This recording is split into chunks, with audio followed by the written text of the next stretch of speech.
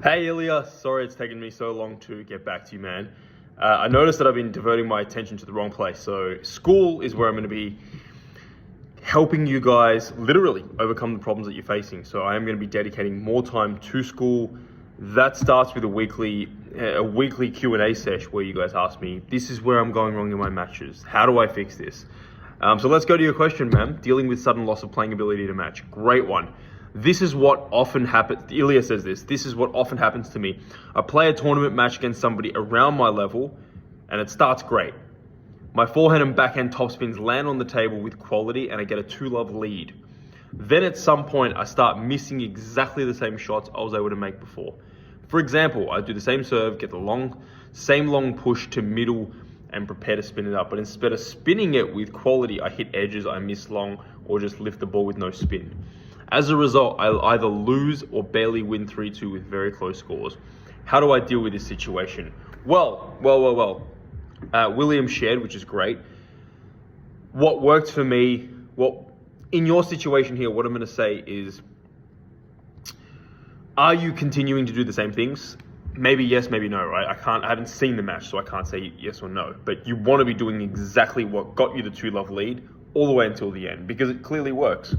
Especially if you got the 2-love lead winning, 11-5, 11-4, 11-5, 11-4, 11-3, then of course, absolutely no brainer continue it, because it's the opponent's job here to figure out a strategy that works for him, right? You're on something that's working, so you want to keep going. Unless the opponent magically adapts, right? Then you might want to switch it up. Or let's say, for an example, every time I serve short to the guy's forehand, he sucks. Which is a very common one because returning serve is easier when you're playing a backhand closer to your body than a forehand where you're far away. The same can't be said for a rally shot, right? Where you got more body turn on the shot and it's a bigger shot. Anyway, let's say that's the working tactic.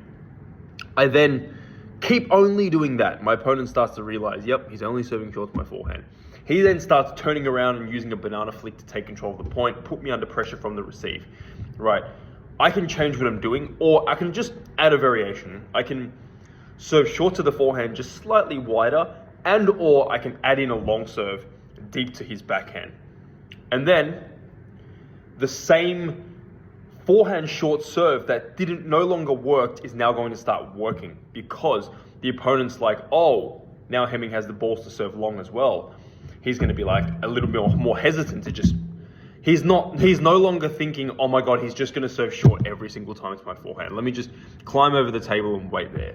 Right, he's now thinking, shit, I don't know if he's going to serve short or long. And then he's going to be half a second late to the receive, in which half a second in ping pong is a huge quality drop in the receive that he was going to do. So that's a way to deal with it. Mentally, keep doing the same things. Focus on doing the same thing. When you start to go, oh, I'm 2-love up. Yeah. Oh my God, what should I do different? Oh my God, I'm 2-love up. I can relax. That's when little twists in the game can get to you. And you can start to just losing 1 or 2 points can be the thing that gives the opponent confidence, makes you lose confidence. Then you tighten more than you should. Right, and then you're like, oh shit, then edges come, then you can't grip the ball as well, then you can lose focus on the present moment, then things can start to fall apart. So when you're up, the best advice I ever got from anyone was actually, there was a phase in my career where I kept leading 2-love and blowing it. Leading 3-love, 3-1 and blowing it, right?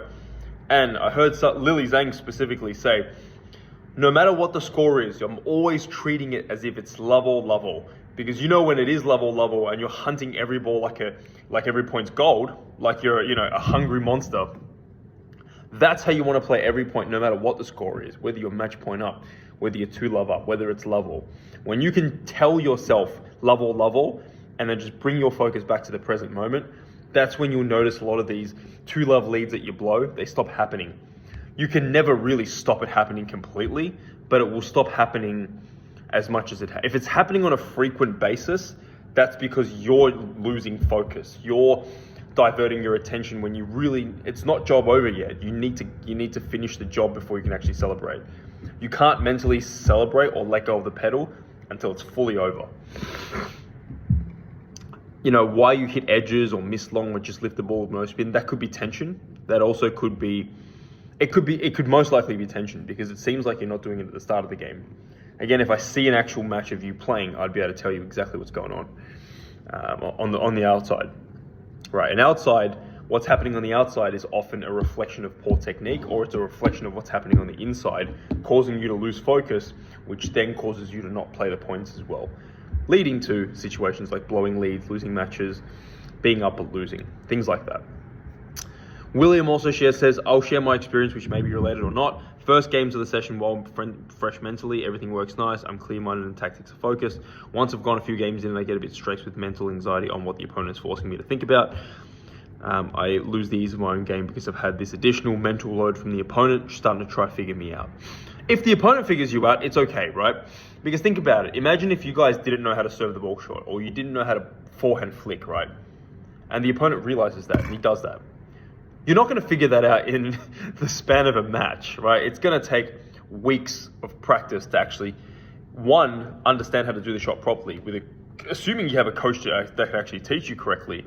Two, that you can actually use it when you can actually use it reliably. Three, then you got to be able to use it when you don't know when the ball's coming there. Four, then you actually have to be able to use it when you don't know where the ball's coming and there's pressure of a match. So don't be worried if someone figures you out, right? It's only a problem if you stop winning points there. People can figure you out, but if you do something and it just works until the end, keep doing it. Don't be worried. Anyway, he says, this makes me try a little bit harder to finish your point, and that's when the edges, long hits, techniques, and errors start happening. Yes, even if you're playing players that are better than you, your level or below, like you will feel the most pressure when you play against players that are your level and below, just below where they can still beat you. But the same things all apply. You want to be playing your game. You want to be having a good combination of playing your game and doing specifically what beats the opponent. Because 1v1 sports like tennis, table tennis, badminton, squash, they are a taekwondo, they are a versus game. So you want to come to the battle arena with as much skill sets as you can, like a first-person shooter game. But at the end of the day, you just need to be better than your opponent, right?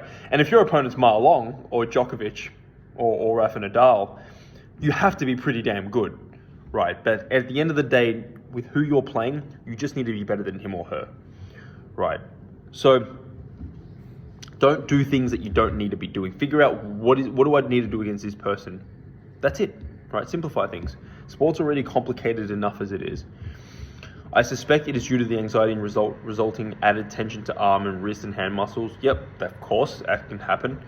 Anyone with similar issues or even better, what techniques do you use to combat this? Play a lot of damn matches, apply what I'm telling you to apply, and like literally what I've told you guys in this video, start applying it in matches. If you're up, keep doing what you're doing, right?